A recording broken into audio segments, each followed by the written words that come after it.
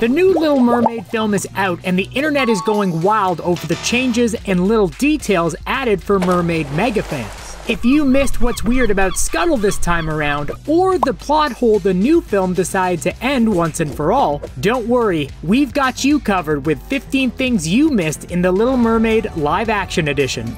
Number 1. I'm seeing double here. 4 Ariels? While many people were surprised by Ariel's design in this film, it did not forget to include the most famous mermaid of all time. Ariel in this film is portrayed by Halle Bailey, while the original Ariel was portrayed by Jodie Benson. I wanna see 'em dancing. Not in person, but in voice. But not to worry, nostalgia lovers, Jodie actually appears in this film as well, as a street vendor Ariel and Eric bump into at the market. So at the very least, Ariel was sort of able to speak despite Ursula's contract. Number 2. Marriage isn't for everyone, even if you're a Disney couple. If you know your Little Mermaid plot points, then you might have noticed this ending is a little different than the original. Ariel and Eric don't actually get married like they do in the original film. Instead, they get engaged and begin to travel the world together, fulfilling both of their dreams together. Number 3. While this detail was plopped right in front of you, you might not know what the moment really meant. Before the movie starts, there's a quote from Hans Christian Andersen, who wrote the original Little Mermaid story in 1837. The quote they use is, "But a mermaid has no tears, and therefore she suffers no more." The quote not only references the original work, but also reminds the audience of Ariel's ongoing struggle with her identity and the rules of society. Number 4. Many trailer watchers may have not got this at first, but we've got the goods. When fans first saw trailers for the film, many claimed that the character of Scuttle should not be talking to Ariel underwater, and that it made no sense. Got it. Sorry, what'd you say again? However, the reason in the film Scuttle is able to be underwater for so long in this film is actually because Scuttle's species is different than the original. While they were a seagull in the original film, in this film they're actually a northern gannet diving bird, one that is capable of going underwater for long periods of time, while looking for fish to chomp on. So chomp on that, critics. Number 5. Astrology is not just for newspaper columns. In the new film, Ariel and Eric have a sweet bonding moment while gazing up at the stars. Eric teaches Ariel about the constellations, and this is also a new way Ariel communicates her name to Eric. After he makes a few attempts to guess what her name is, Ariel points out the constellation of Aries, and when Eric says the name, she gently shushes him with a finger, shortening it to Airy. She then playfully drags her finger down his lips as he repeats it to make the L sound at the end. When he finally spells it all out, he smiles and tells her it's a beautiful name. Coincidentally, Halle Bailey's astrological sign is actually Aries, as she's born on March 27th. Literally born for the role. Number 6. Musical lovers probably felt a little empty while watching the entire film. Well, we know what ails you. 2 songs from the original film did not make the cut for this remake.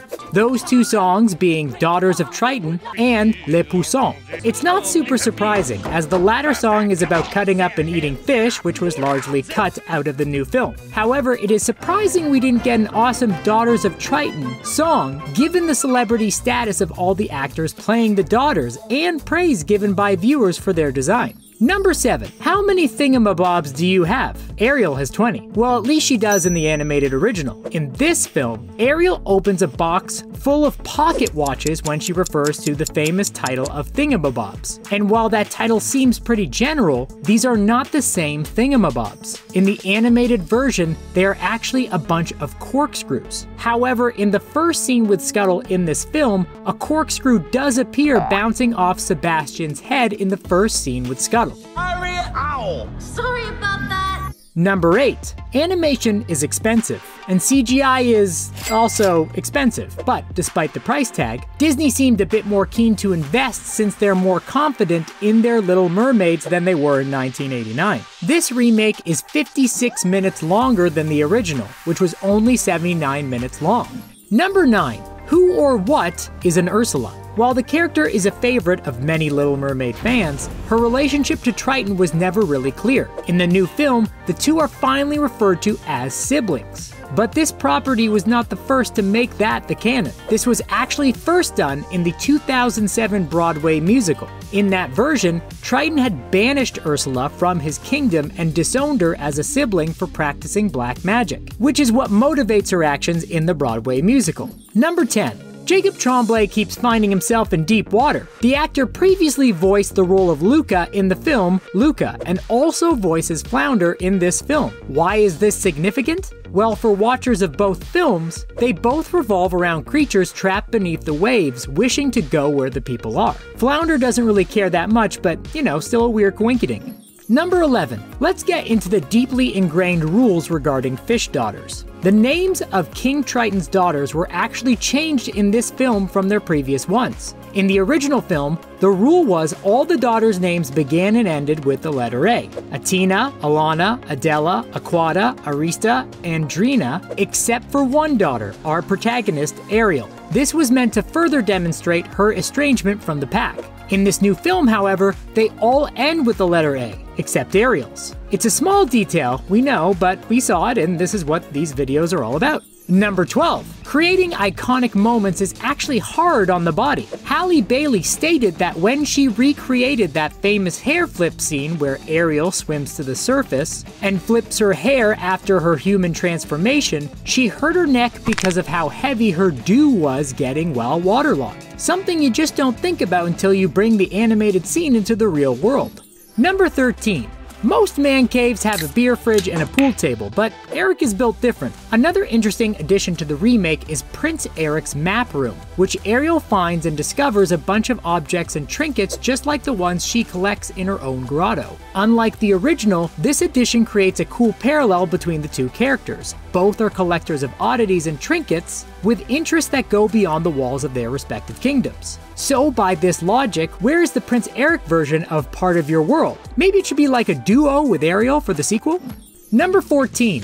Some parts of the old film are ageless, while some have aged poorly. And Disney noticed. In the old film, when Ariel agreed to give her voice to Ursula in exchange for legs, she signed a contract, leading to many Disney fans wondering over the years why Ariel didn't simply write messages to Eric to let him know of her ordeal if she can actually write. The new film gets rid of this plot hole, as instead of signing any paperwork, Ariel rips off one of her scales and gives it to Ursula to forge a blood-binding contract, finally making it canon that Ariel is illiterate, an important character choice. Number 15. While Disney fans used to have to watch several sequels to get some intel on Ariel's mom, this film makes it much more convenient. The new film also reveals that Ariel's mother was ended by humans, or more accurately, pirates. The end of King Triton's wife was previously a main plot point explored in Disney's 2008 prequel, The Little Mermaid 3: Ariel's Beginning. She passed away saving one of her children and trying to grab a trinket gifted by Triton. And yes, the original film came out in 1989, and the third film came out in 2008. It's been a long time.